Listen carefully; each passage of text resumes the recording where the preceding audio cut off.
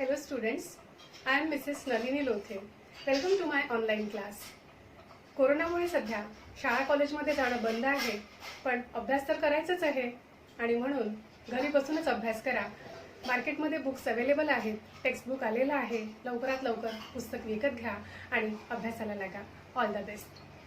The cop and the anthem हा lesson आपण सुरू केलेला आहे. In the first part we saw that Soapy, a person with a criminal background, wanted to get arrested and go to prison. त्याला तुरुंगात जायचंय का? Because he wants to protect himself from the severe cold of winter. आणि त्याला घर नसल्यामुळे prison मध्ये आरामात राहता येईल, थंडीपासून संरक्षण होईल, ज्या विचाराने तो जेलमध्ये जायचं ठरवतो. पण जेलमध्ये जाण्यासाठी काहीतरी गुन्हा करावा लागेल. मग गुन्हा कसा करायचा, कोणता करायचा, आणि म्हणून तो वेगवेगळे प्लॅन करतो. अँड वी सॉ his 3 plans get unsuccessful. आपण फर्स्ट पार्ट मध्ये इथपर्यंत बघितलेला आहे. and when his 3 plans get unsuccessful, he was seized with fear. seized म्हणजे caught. त्याला अगदी भीतीने घेरलं. and he became desperate. का बरं त्याला भीती वाटायला लागली? because he was not arrested. 3 plan केले त्यांनी. First plan was he wanted to go to the luxurious cafe and do not pay the bill after eating, but he did not get entry there. In the second plan, he went to the electric shop and he broke a glass there. Still, he was not arrested.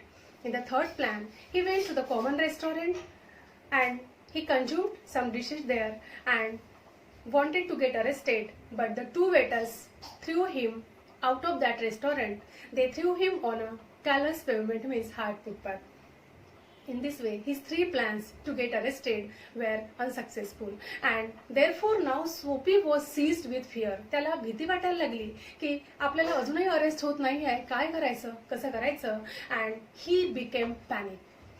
He was in a state of panic and he saw another policeman lounging grandly in front of a glittering theater. Come to page number 30.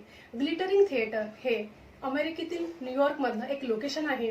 चांगलं गर्दीचं आणि चांगला posh area, गजबजलेलं ठिकाण आहे. त्या ठिकाणी त्याला एक पोलिसमन दिसतो फिरत असताना. And he makes another plan. Police दिसल्याबरोबर त्याच्या मनामध्ये एक प्लॅन येतो की आपण इथं काहीतरी करावं आणि मग पोलीस आपल्याला अरेस्ट करतील. मग करायचं काय, तर तो धिंगाणा घालायचा ठरवतो आणि पोलिसाला बघून लगेच आपल्याकडे लक्ष वेधून घेण्यासाठी तो मोठमोठ्याने ओरडायला लागतो. He started to behave in a disorderly conduct. कसं बिहेव करतो तो?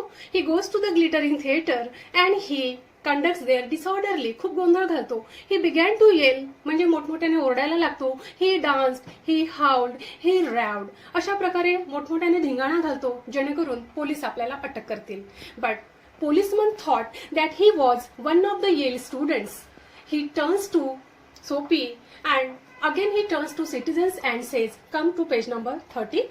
See, policeman thought that he was one of the Yale students and the Yale college had defeated Hartford College in some match. आणि म्हणून तो म्हणतो की यांनी Hartford कॉलेजला हरवलेलं आहे आणि म्हणून ते असं ओरडत आहेत, तर त्यांना काही करू नका, लेट देम बी, असे आम्हाला इन्स्ट्रक्शन्स आहेत. अशा प्रकारे पोलीस त्याला अरेस्ट करत नाही आणि पोलीस उलट म्हणतात he is noisy but not harmful.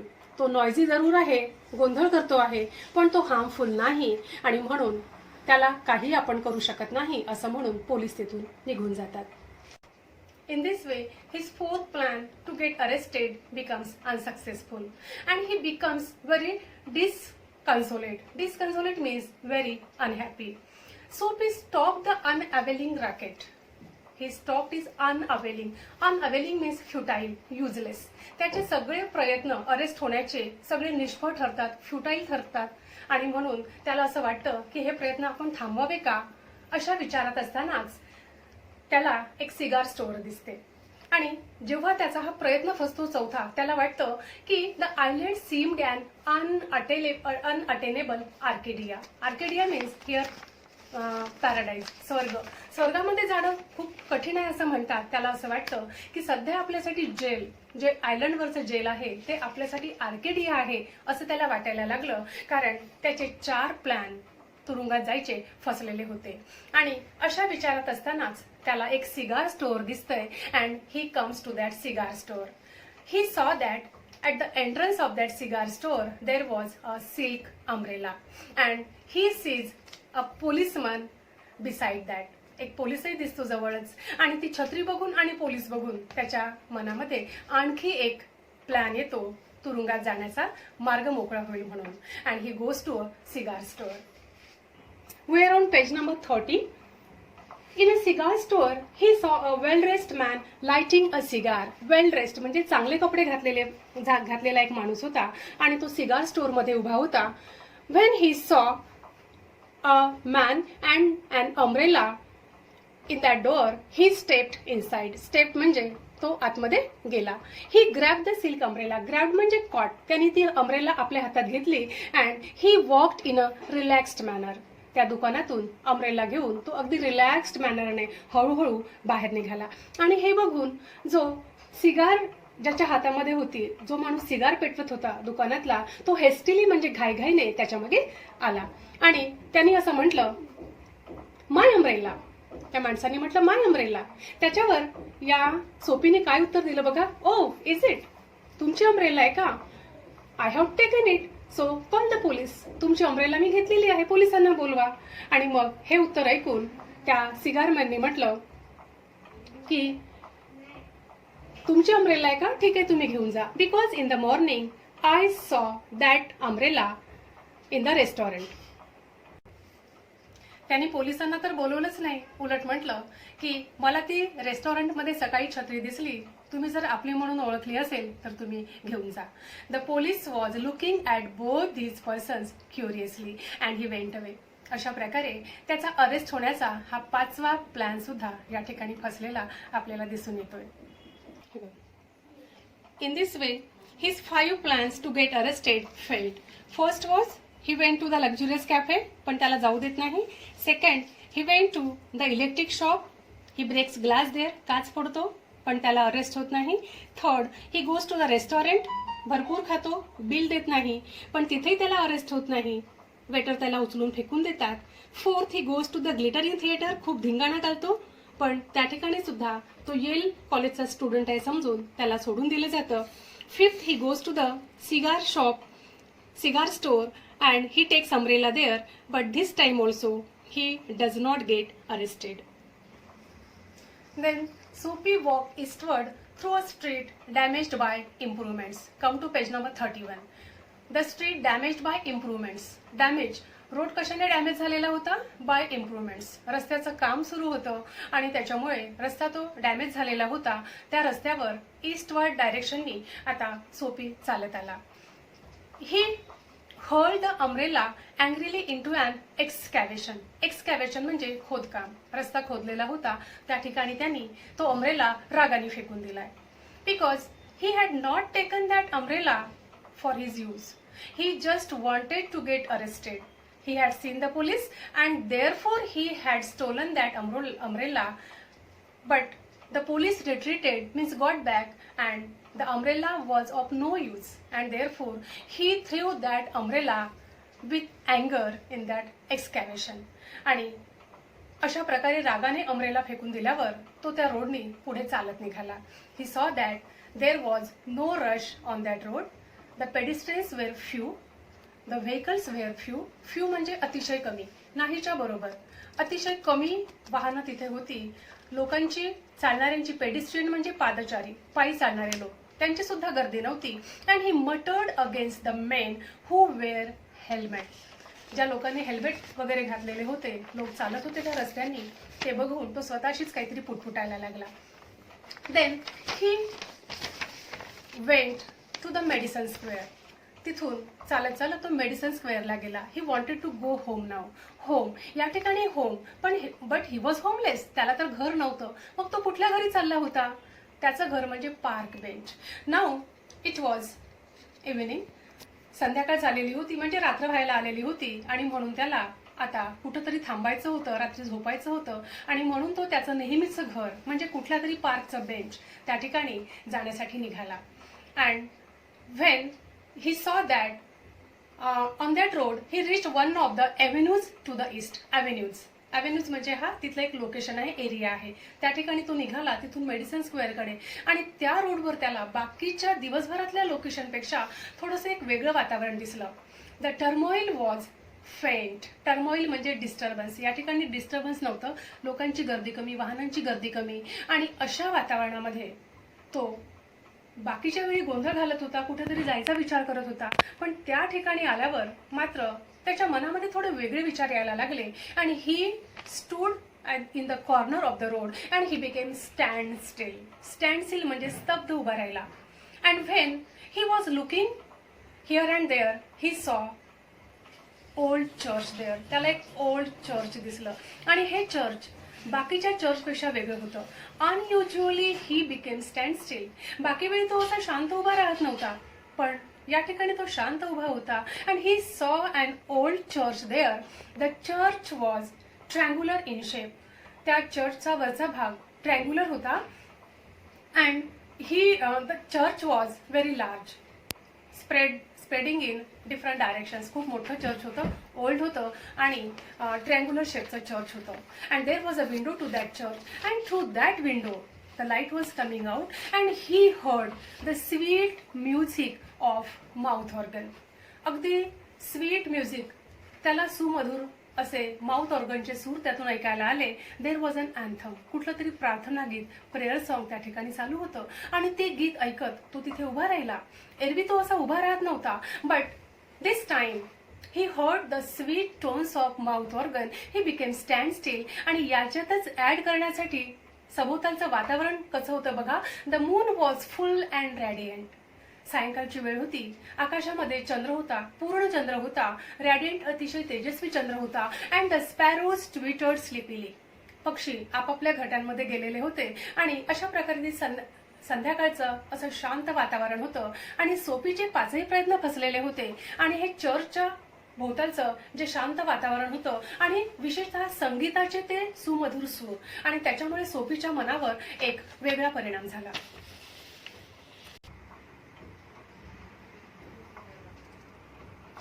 Activities सोडवायला तुम्हाला सोपं व्हावं म्हणून मी तुम्हाला या लेसनच्या हा लेसन शिकवताना मध्ये मध्येच ऍक्टिव्हिटी बेस्ड असे काही पॉइंट्स दिलेले आहेत, त्यांचा तुम्हाला नक्कीच उपयोग होईल अशी मला आशा आहे.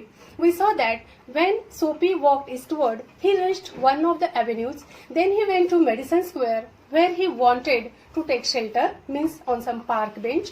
He saw an old church there and he heard the sweet tones of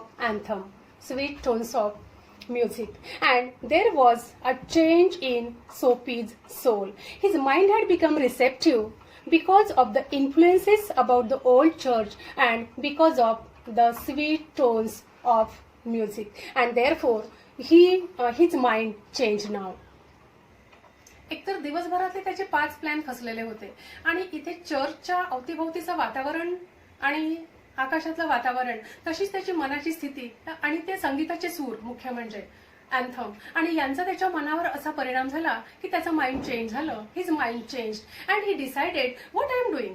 काय करतोय आपण, हे कुठला मार्ग आपण शोधत आहे. And he decided to come out of that mire. म्हणजे एक जे दलदल आहे, ज्याला आपण चिखल म्हणतो, वाईट विचारांचा चिखल, त्याच्यातून बाहेर यावं असं त्याला वाटायला लागलं. And he was thinking for that. He thought that when I am young, he was young and he had strength still. त्याच्याकडे अजूनही शक्ती होती, तो यंग होता. Come to page number 32. And he thought that I must come out of this mire. या दलदलीतून आपण बाहेर आला पाहिजे. I must become a good person. त्या sweet tones of music, solemn notes of mouth organ had impact on his mind. आणि त्या संगीताच्या ध्वनीने, सुरांनी त्याच्यावर इतका छान परिणाम झाला की त्याने ठरवलं की आपण आता आपलं जीवन बदलायचं, अशा चोऱ्या करायच्या नाही, एक चांगला माणूस बनायचं. I must work hard now. And he decided to come out of that mire and he wanted to become a good person now. And he remembered all his ambitions. चोऱ्या करायच्या आधी तो एक चांगला माणूस होता आणि त्याच्या काही अँबिशन्स होत्या. हा नंतर वाईट मार्गाला लागलेला असेल, पण त्याच्या आधी त्याच्या अँबिशन्स होत्या. Now he wanted to fulfil his ambitions. आधीच्या अँबिशन्स त्याला फुलफिल करायच्या होत्या, आणि त्याच्या मनामध्ये हे विचार चालू होते. आणि मग कसं तर he remembered that once a fur importer had offered him a driver's job.